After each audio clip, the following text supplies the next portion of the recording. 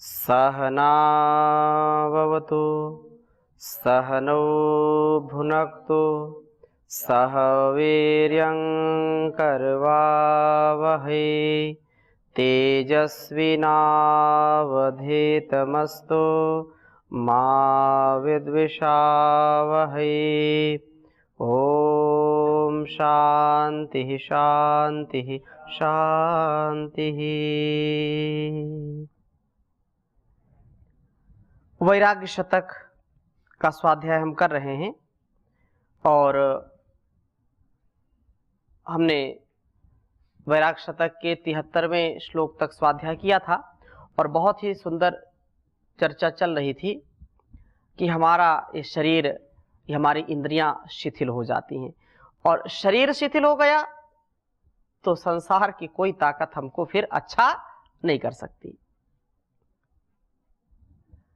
गात्रम संकुचितम गतिर्विगलिता भ्रष्टा च दंतावलिर दृष्टिर्नश्यते वर्धते बधिरता वक्त्रम चलालायते वाक्यम नाद्रियते च बांधव जनो भार्या न शुश्रूषते हा कष्टम पुरुषस्य जीर्ण वयसः पुत्रोऽप्यमित्रायते पुत्रोऽप्यमित्रायते।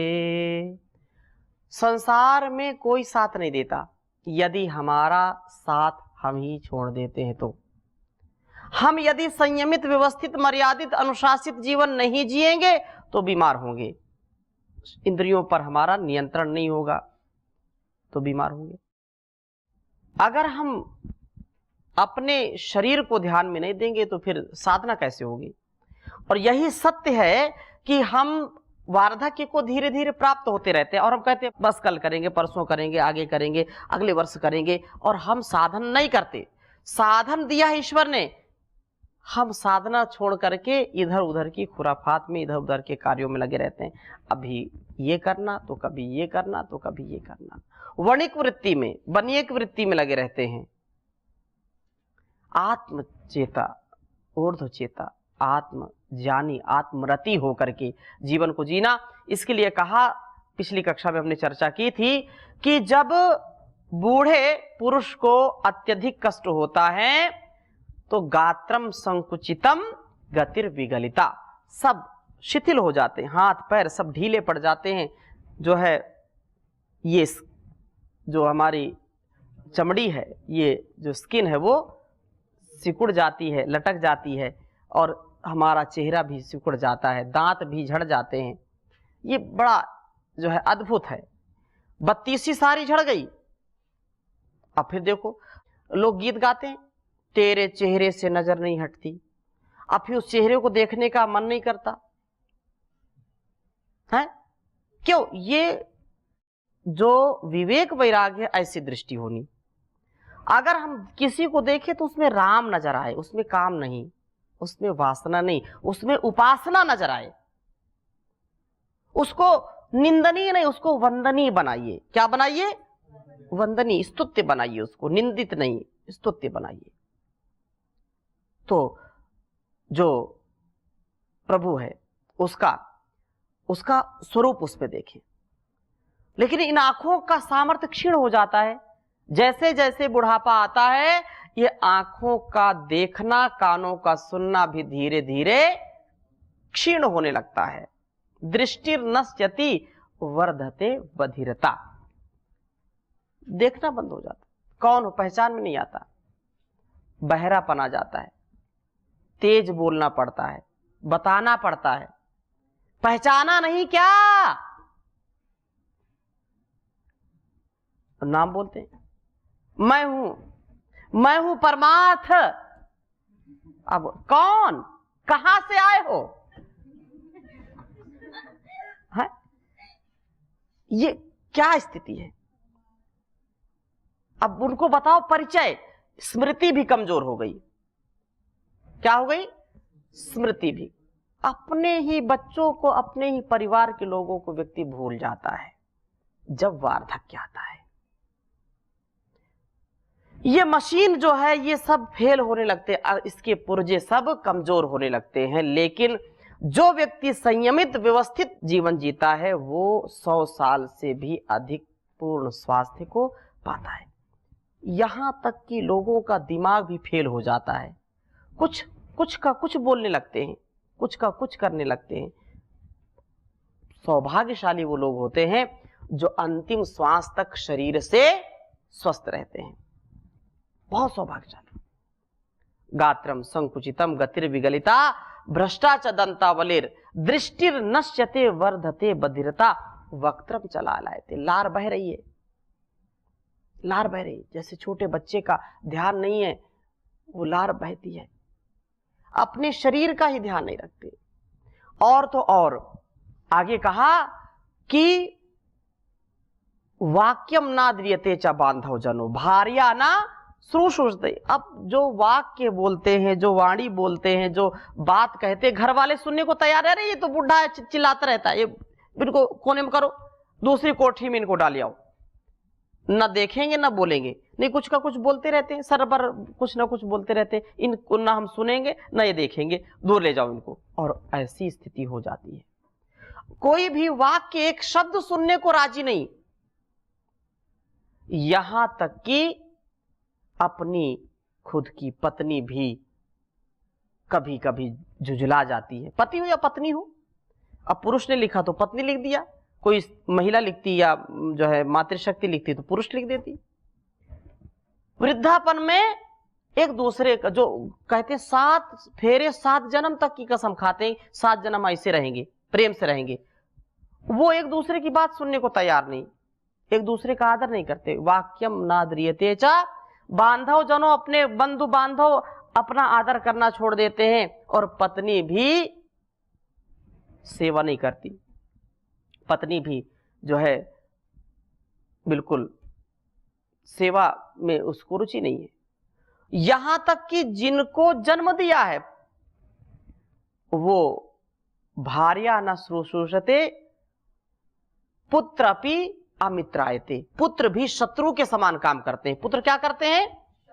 शत्रु के समान व्यवहार करने लगते हैं। कभी कभी तो इतनी दयनीय स्थिति हो जाती है कि माता पिता को भी कई ऐसे पापी पुत्र कभी कभी पीटते भी हैं।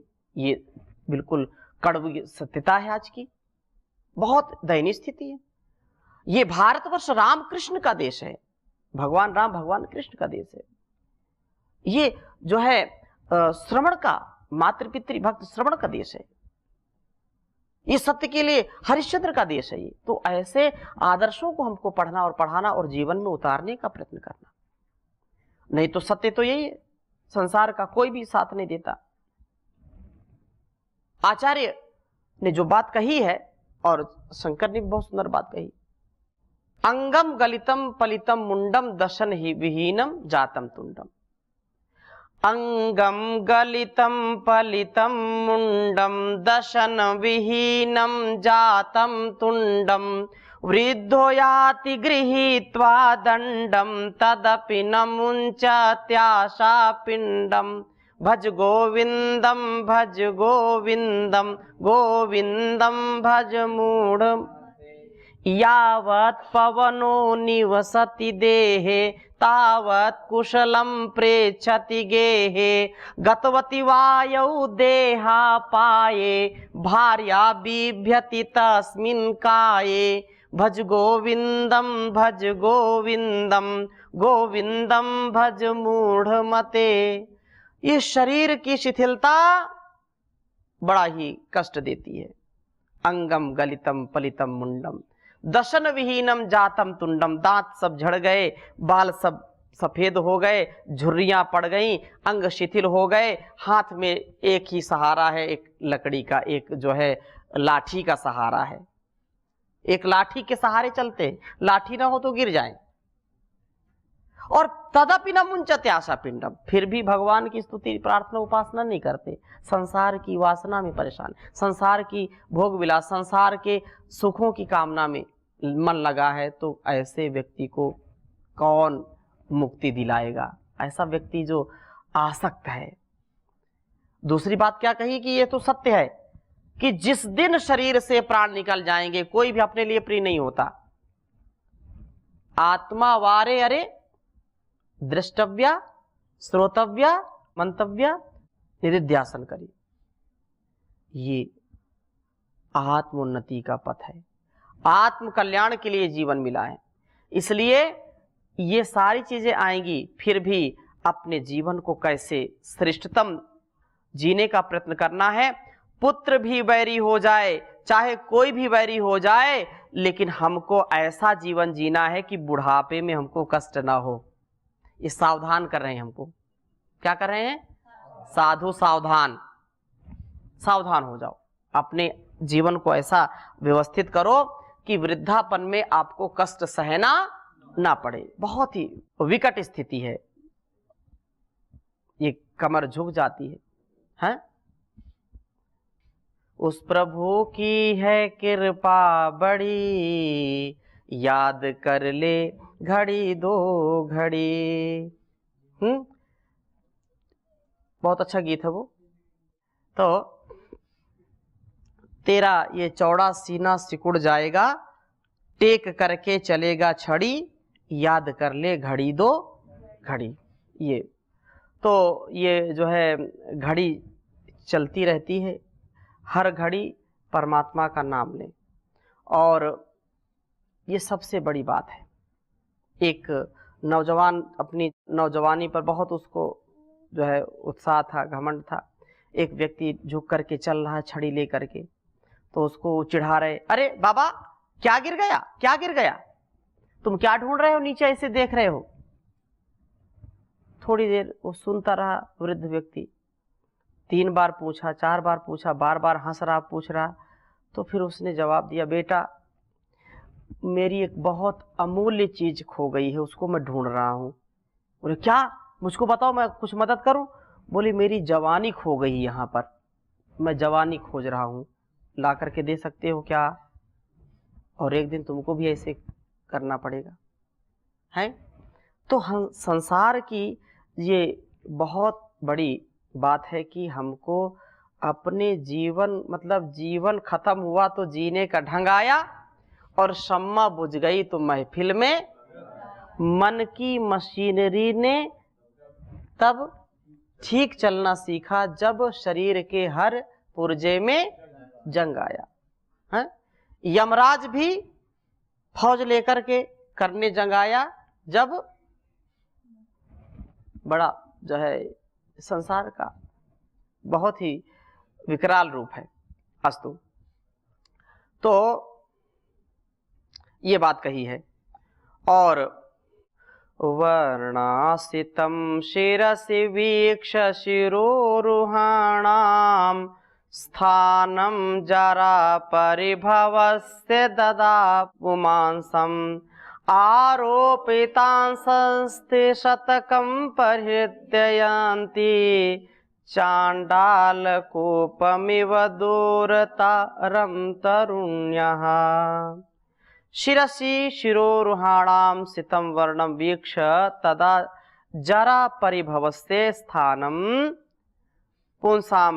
ये संसार का ऐसा ही जो है, आप देखिए कि कितना अंग्रेजी में एक शब्द प्रयोग करते हैं, ग्लैमर। ग्लैमर का मतलब क्या होता है? चकाचौंध। हमने आपको बताया था ये सारा संसार चकाचौंध से बिल्कुल आप्लावित है। ये चकाचौंध से क्या है? पूरा आप्लावित है। और इस प्रकार से सबको बिल्कुल चमकदार चीज चाहिए। बिल्कुल क्या चाहिए? चमकदार चाहिए। वो चाहे कोई स्त्री हो पुरुष हो, उसी के लिए यहाँ पर लिखा कि सिर पर बालों का सफेद रंग देख करके बुढ़ापे के कारण अपमान का स्थान जान करके पुरुषों के लगाए गए सैकड़ों हड्डियों वाले चांडाल हैं कि कुएं के समान, युवतियां हो या युवक हो, कोई भी हो, स्त्री हो या पुरुष, दोनों पर यह बात लागू होती है, उसको त्याग करके छोड़ करके चले जाते हैं। क्यों? शरीर का चाम। किसके प्रति आकर्षण है? चाम। चाम के प्रति चार्म है। चार्म का मतलब क्या होता है? आकर्षण, है? ये चाम के प्रति क्या है? चार्म, आकर्षण।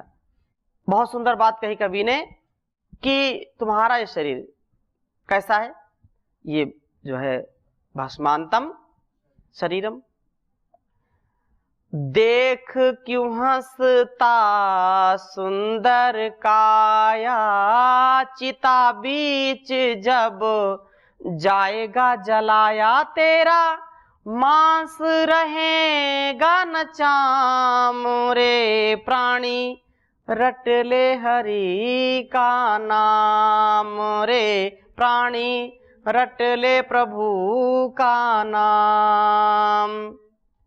ये जो आकर्षण है शरीर का, ये तो बहुत ही दयनीय स्थिति को ले जाने वाला है। साहित्य में आता है कि कोई बहुत व्यक्ति, जो स्त्री हो या पुरुष हो, सारे संसार के पुरुष किसी स्त्री को मिल जाएं, सुंदर से सुंदर पुरुष, तो भी उसकी वासना कभी दूर नहीं हो सकती।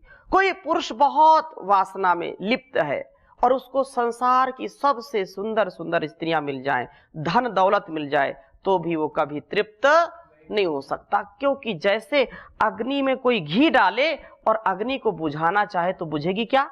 वो नहीं बुझेगी, वो और विवर्धते बढ़ती है, वो बढ़ती है।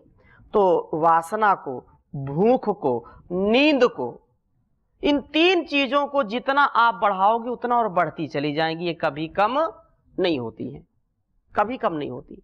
इसलिए इनका जितना मर्यादित, संतुलित, व्यवस्थित और जितना परिवार और समाज संसार के कल्याण के लिए आवश्यक है, उतना संतुलित रूप में करिए।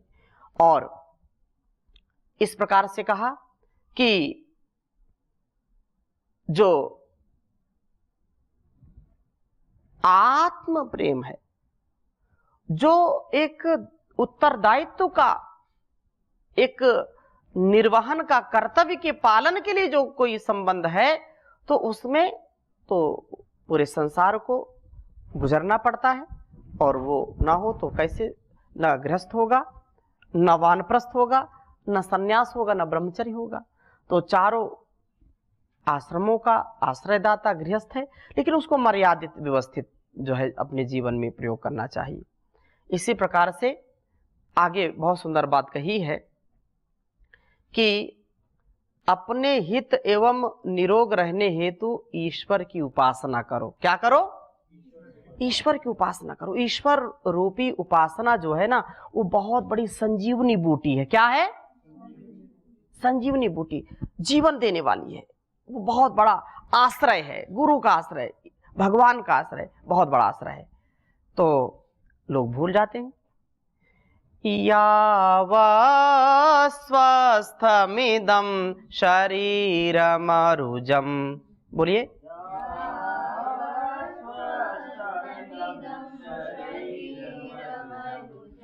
यावज्जरा धूरतो, दो पाठ इसमें मिलते हैं। यावज्जरा धूरतो एक पाठ ही हो गया। दूसरा है यावच्च दूरे जरा,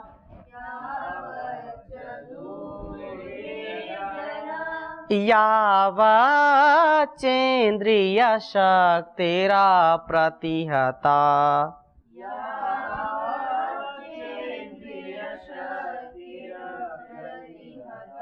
यावक्षयो नायुषः,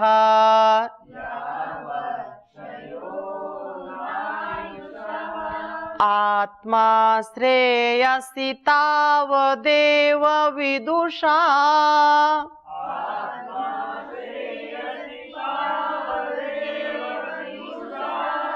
कार्यः प्रयत्नो महान्,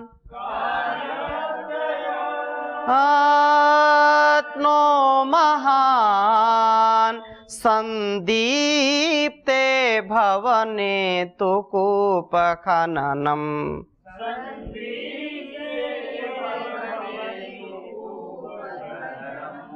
प्रद्युद्यमः कीदृशः,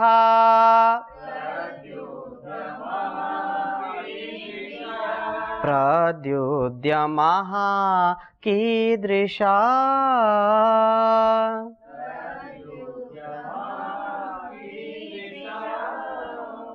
कहा कि यावत इदम शरीरम स्वस्थम अरुजम यावत जरा दूरतः, यावत च इंद्रिय शक्ति अप्रतिहता यावत आयुषः न क्षया तावत एव विदुषा आत्मश्रेयसी महान यत्नः कार्यः भवने संदीप्ते तु कूपखन्नम प्रत्युद्यमः कीदृशा। देखो, संसार में तुम्हारा ये शरीर साधना के लिए मिला है, और जब तक इसमें कोई रोग नहीं, कोई दोष नहीं, तब तक तुम आत्मोन्नति का उत्तम कार्य करो। ये सबसे महान कार्य है। आत्मोन्नति का कार्य क्या है? सबसे महान कार्य है। नहीं तो बड़ा ही विलंब हो जाएगा। जब तक बुढ़ापा नहीं आया, बोले कल करेंगे, परसों करेंगे, बरसों करेंगे, हैं? काल करे सो आज कर, आज करे सो अब, पल में परलय होएगी, बहुरी करोगे कब। ये लोग कहते हैं आज करे सो काल कर, काल करे सो परसों, और जल्दी जल्दी क्या करना जी, अभी जीना है बरसों। ऐसा लगता है कि यमराज से सीधा इनकी बात होती है। बहुत बहुत दिन जीना, बहुत दिन, वर्षों जीना, अभी क्या करना भक्ति भाव। बोले बुढ़ापे काम ही है। भक्ति भाव कब का काम है? बुढ़ापे का। बुढ़ापा किसी ने देखा क्या है? किसी ने नहीं देखा। इसलिए जब जागो तभी सवेरा। उत्तिष्ठता जागृत प्राप्य वरान निबोधत, क्षुरस्य धारा निशिता दुरतया, दुर्गम पथस्तद कवयो वदंती। उठो, जागो, और जो तुम्हारा ध्येय है उस श्रेष्ठ गुरुजनों की सन्निधि में, उनके मार्गदर्शन में उसको पाओ, उसको जियो। नहीं तो क्या होगा? ये जो महान कार्य है ना, इसका विनाश हो जाएगा। केनोपनिषद में कहा, इह चेद अवेदी तत् सत्यमस्ति, न चेद इहा वेदीन महति विनष्टि, भूतेषु भूतेषु विचित्य धीरा प्रेत्यस्मान् लोकाद् अमृता भवन्ति। जागो, अगर तुम अपने लक्ष्य को नहीं पाए, यदि अमृत तत्व को नहीं पाया, ईश्वर का चिंतन नहीं किया, उसका साक्षात्कार नहीं किया, तो महान विनाश हो जाएगा। और यदि जान लिया इस जीवन में, अभी इसी क्षण जान लिया, तो जीवन का उत्थान हो जाएगा। ठीक है? तो नहीं तो जैसा कहा, उदाहरण दिया कि यदि किसी के घर में आग लग जाए, किसी घर में आग लग जाए और घर धू धू करके जलने लगे, फिर घर वाले निकले, अरे लाओ लाओ लाओ, फावड़ा लाओ, फावड़ा लाओ, कुआं खोदो, जल्दी पानी निकालो, आग बुझाओ। बताओ वो घर बचेगा क्या? जब आग लग गई, जलने लगा घर, और व्यक्ति अब बोल रहा कुआं खोदो, पानी निकालो, बुझाओ अग्नि, जब तक वो अग्नि बुझाने का प्रयास करेगा, कुआं खोदने का प्रयास करेगा, घर जल करके राख का ढेर हो जाएगा। इसलिए पहले से सावधान रहो, पहले से। ये नहीं कि मुसीबत आएगी तब देखेंगे, अभी आज इसी क्षण जो पाना है, जो करना अभी करो, कल किसने देखा। इसलिए जीवन की अल्पता के विषय में बात कह रहे हैं। तपस्यन्ताः सन्तः किमधिनिवासामा सुरनदीम्,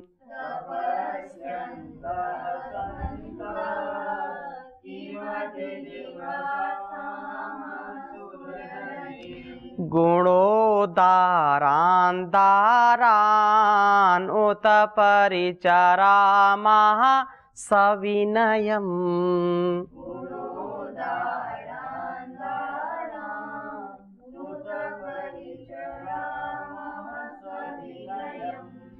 पिबामः शास्त्रौघान् उत विविध काव्यामृतरसान्,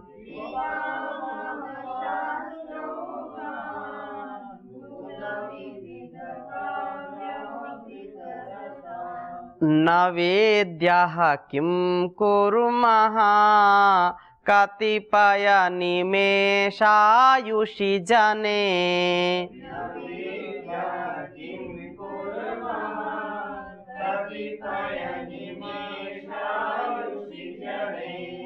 तपस्यन्तः सन्तः सुरनदीम अधि निवासामः किम सविनयम गुणाः उदारान दारान उत परिचरामः किम। कहा कि तपस्या करते हुए देव नदी गंगा जी के तट पर क्या वास करे, और विनम्र एवं उदार गुणों वाली जो स्त्रियां हैं उनकी सेवा करें क्या। संपूर्ण शास्त्रों अथवा विविध काव्यों के अमृत तुल्य रस का पान करें क्या। इस प्रकार मनुष्य कुछ ही क्षण के जीवन में क्या करे यह नहीं समझ पाता। क्या करे क्या ना करे, क्या सही है क्या गलत, इसी की उधेड़ बुन में वो लगा रहता है और समय व्यतीत होता चला जाता है। वो कब ध्यान करे, कब संवाद करे, कब संसार में व्यवहार करे, कैसा कब करना नहीं करना, इसके विवेक वैराग्य का प्रादुर्भाव बहुत देर में होता है। बुद्धि बढ़ती है ठोकर खा के, बादाम खा करके नहीं बढ़ती। तो लोगों को जब धोखा मिलता है, ठोकर मिलती है, वो संसार के दुखों को अनुभव करते हैं, तब उनका विवेक जागृत होता है। तो ऐसा ना हो, क्योंकि समय मिलता नहीं बार बार। धाव धाव कितना धइये, जितना लिखा लीलार में उतने पहिए, एक कहावत है। कि जो लोग ऐसा बोलते हैं वो उचित रूप में इसको ठीक है, लेकिन कम से कम एक उचित व्यवस्थित मर्यादित अनुशासित जीवन जीने के लिए हमारा विजन और मिशन स्पष्ट होना चाहिए कि नहीं। जो करो उसको पूरी प्रसन्नता के साथ करो, पूरे प्रामाणिकता के साथ करो और पूरे आनंद के साथ करो। वो उसको अपने जीवन का लक्ष्य बना लो। आप पढ़ रहे हैं तो ये मुक्ति का साधन बना लो। क्या है ये? मुक्ति का साधन बना लो। पढ़ने से मुक्ति का साधन कैसे होगा? बस साधन बनाओ। साधना की राह में चलना बड़ा कठिन है। तो आगे और हम चर्चा करेंगे, अभी यहीं पर विराम लेते हैं। ओम शांति शांति शांति।